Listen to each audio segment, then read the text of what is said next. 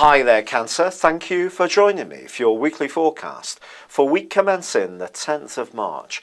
This is a week of potential contrast. The sun is encouraging you to widen your horizons, be more daring and go-getting, and move outside your comfort zone. And you can certainly do this, but it may create some ripples, not least around areas to do with the things you share with others. So if you're feeling more independent and wanting to flourish as an individual, someone who's used to you working perhaps on a more codependent basis with them might be a little bit resentful.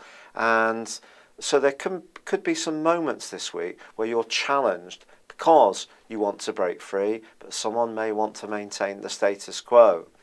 Now, there is a very sweet link this week between Venus, which is in a deep and passionate and potentially quite intense part of your horoscope, is linking beautifully with Neptune.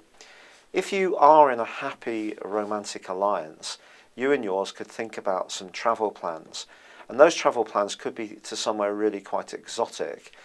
If this is somewhere that's entirely off the beaten track, it could sort of entice you both even more. So there could be some research going on around that.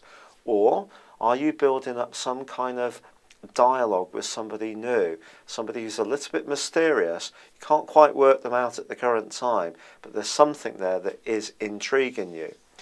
Yet as this week progresses and the Mercury-Saturn square continues, the one good thing that you have got is the fact that Saturn is forging a fantastic link with the Sun.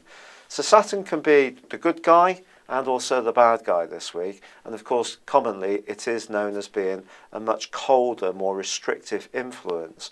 So the upside comes from the fact that if you're learning anything or you're trying to propagate any talents you have, Saturn and the Sun can help you to do this in a way which is sustainable.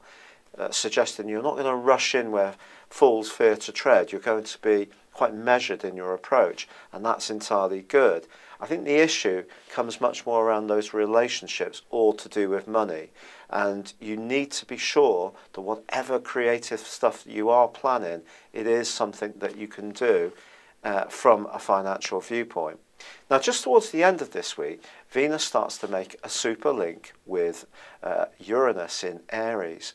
This suggests for you that there could be an opportunity to grab hold of a position, a job, an opportunity, which is very, very different, but it could come through some kind of personal introduction or because someone really likes you. They could put in a good word for you, but it can come about quite quickly and you might have to make a snap decision about what to do.